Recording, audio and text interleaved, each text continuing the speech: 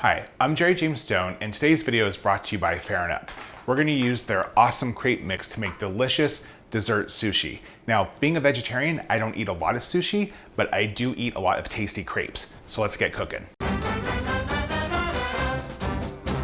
So to begin this recipe, we're gonna first start with making our crepe batter. Now we're using the Fair & Up crepe mix, but we're gonna alter it a little bit for a few different reasons. First off, I need to dye it. So I need to add food dye to the batter, which is gonna then thin it out a little bit. And I also don't wanna affect the flavor too much because I'm adding in enough to make it kind of look green, because that's gonna be our seaweed for the dessert sushi. So that's the first part of it. Secondly, because I'm gonna use the crepe a little bit more than you typically would use a crepe. For example, crepes are typically very paper thin, rolled up and served with just like maybe some Nutella over them, or a bit of a stuffing, but they're not too overworked, right?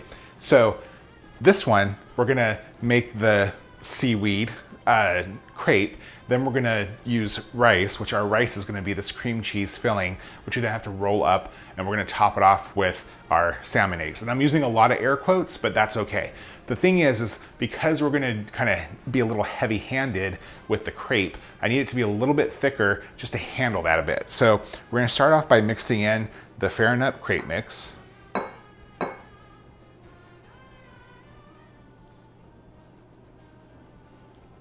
Let's go ahead and stir that in. Okay, so I got our crepe mix there. Now I'm gonna add in the green dye.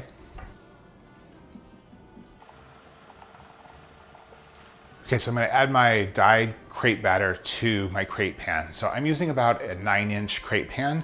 So I need about a half cup of batter to fully cover that pan and get the thickness that I need in order for that crepe to maintain and not be torn once we're adding in the filling. Let's get around all the sides there. So our Fair & Up crepes are cooking, the ones that are dyed green to look like seaweed. They're gonna be the seaweed for our sushi. So now I'm gonna go ahead and make the sushi rice. Yes, more air quotes. So the sushi rice is our cream cheese, which has been softened, that I'm gonna sweeten with some powdered sugar and then flavor with just a little bit of vanilla extract. So one thing that's gonna be really important is because you don't want the crepes to be warm when you apply the cream cheese, because then it'll just melt away and it's not gonna hold its shape. So I need to let them cool anyway. So I'm just gonna go make that cream cheese mixture while the crepes are cooking. So I'm gonna add in my powdered sugar, my vanilla extract, and now I'm just gonna take my hand mixer and go ahead and just slowly mix those ingredients together. You wanna be careful, you wanna start off on slow because of the powdered sugar. You don't want it to fly up in your face. If you start out too high, that'll happen. Like you're in an episode of I Love Lucy or something.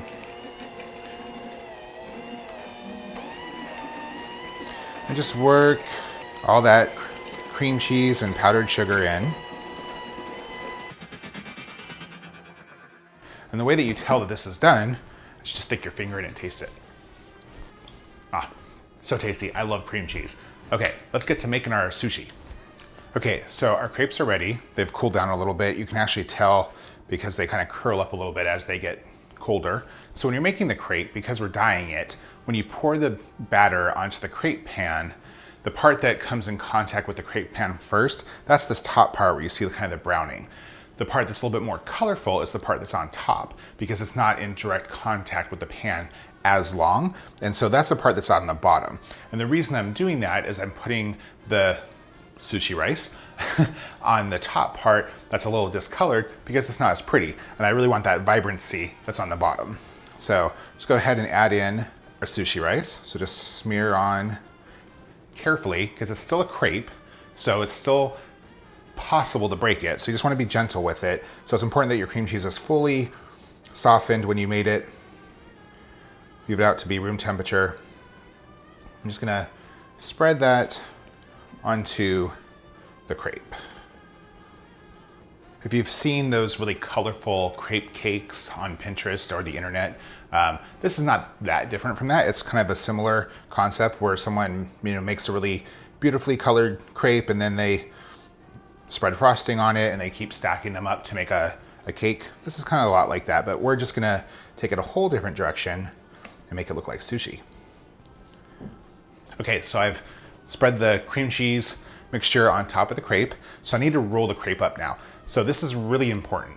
You wanna make sure that you roll it really nice and tight, because if it's loose, then when you have to cut it to make the little individual sushi pieces, it's gonna either unravel or not hold what you're making as well. So we're gonna go ahead and roll this up just as tight as possible.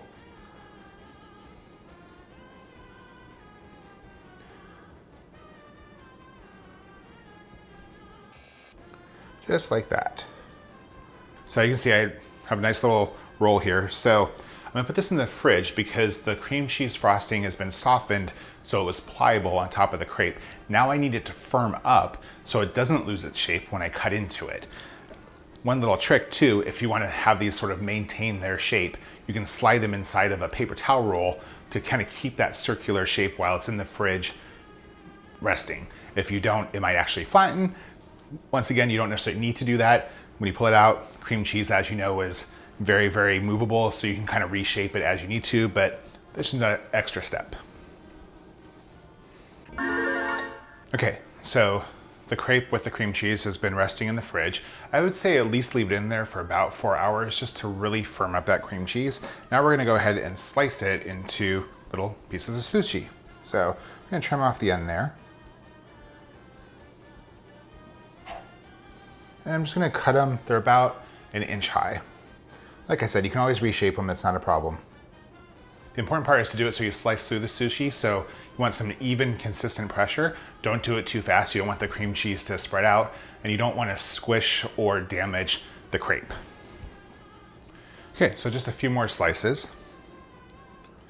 Like I said, just wanna be gentle doing this. You don't wanna have consistent pressure, but not too fast so you don't squeeze all the cream cheese out. You'll get about 7 or 8 little sushi rolls per crepe.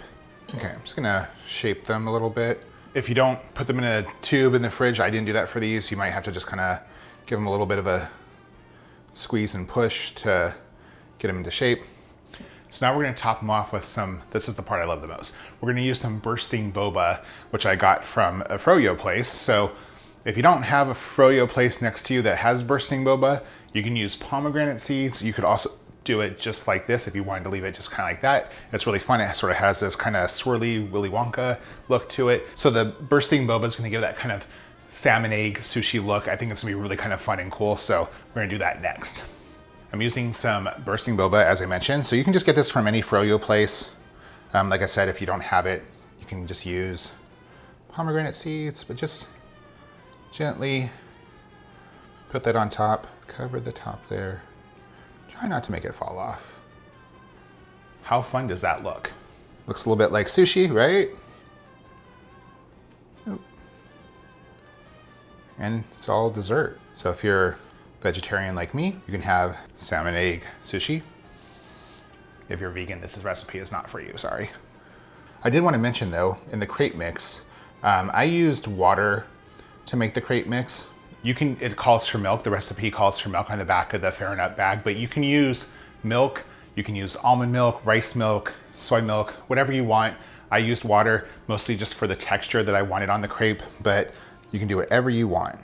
So I would put these back in the fridge just for like another 15 minutes to get that cream cheese to firm back up. Since you've been working with it, it definitely has softened. And put it back in the fridge for about 15 minutes just to chill, and then it's ready to serve.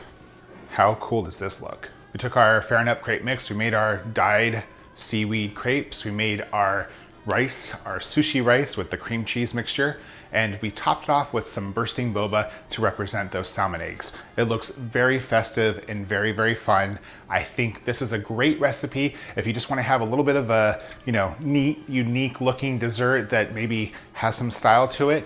I think you're gonna love it. Give it a try, let me know what you think. I release new recipes every single week, so if you like to cook like I do, hey, subscribe. If there's something that you want to see, drop a comment below. And if you like this recipe, hey, give me a thumbs up. Also, be sure to check out Fair & Up and try out their crepe mix.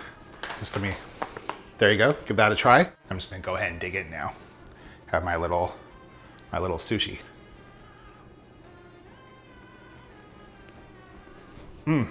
It's really good. A little messy, but really, really good. See you next time.